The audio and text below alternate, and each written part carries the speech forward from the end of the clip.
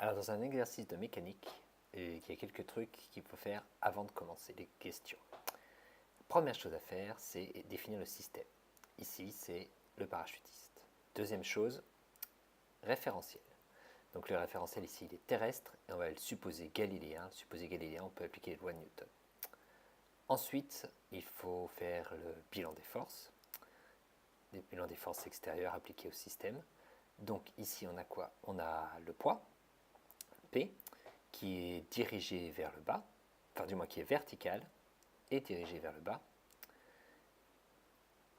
Sa norme, eh bien c'est m fois g, c'est P, c'est égal à m fois g.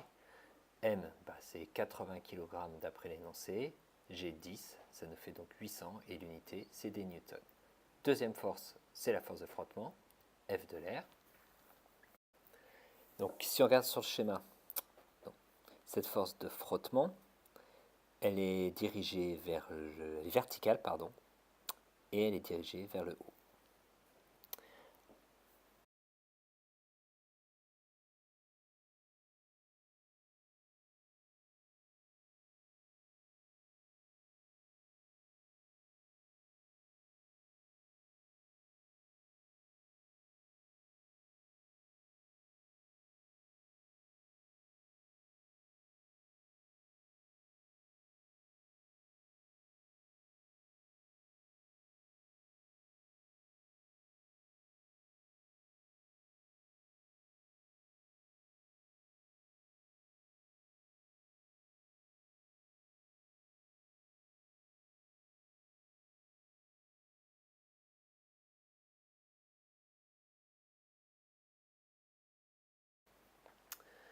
Deuxième exemple. Alors, même chose, on va faire somme des forces extérieures.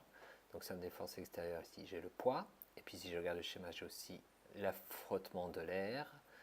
Du coup, ici, on va calculer la valeur de P du poids, c'est 800 newtons. De F de A, c'est 350 newtons. Du coup, le poids est plus important que les frottements. Du coup, ça veut dire que la somme des forces extérieures va les diriger vers le poids. Donc je l'écris comme ça, vers le bas.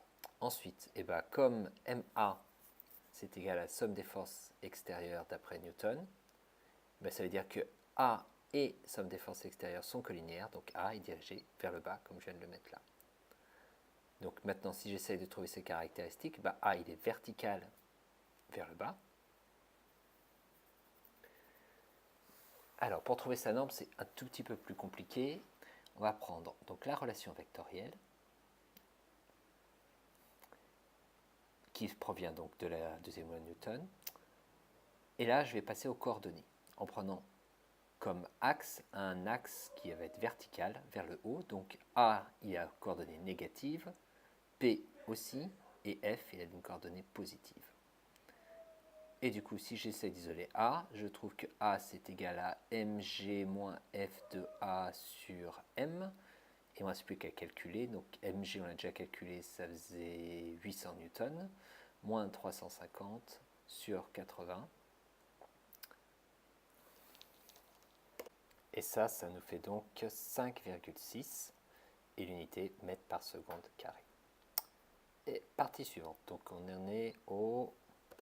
Alors, petit 3, enfin l'exemple petit 3, donc si on... Même chose, on va comparer les deux forces, donc le poids et la force de frottement. Force de frottement, elle vaut 700 newtons. Donc ici, j'ai le poids qui est plus important que les forces de frottement, donc somme des forces extérieures, le vecteur va être dirigé vers P, c'est-à-dire vers la force la plus grande. Maintenant, si j'applique la deuxième loi de Newton, MA qui est égale à la somme des forces extérieures, on va trouver donc que A et somme des forces extérieures sont collinaires, donc A, je vais le mettre dans le même sens que somme des forces extérieures. Ensuite, pour trouver les caractéristiques, donc elle est verticale, cette accélération est vers le bas. Comme le cas est très similaire au précédent, on va prendre les résultats du précédent. Donc on a dit que A, sa norme, elle veut les mg moins f de A sur m.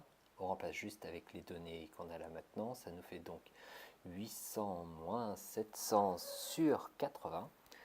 Et si on fait le calcul, on trouve 1,25 mètres par seconde carré.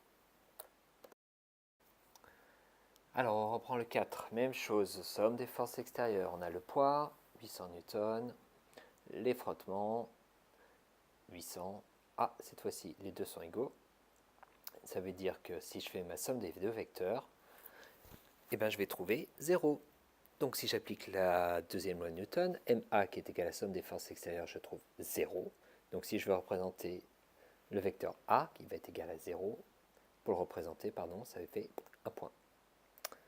Caractéristique, pas de sens, pas de direction, norme 0. Pour la suite, petit b, on vous demande les natures du mouvement. Ah ben, c'est pas très compliqué, on va prendre les cas 1, 2 et 3.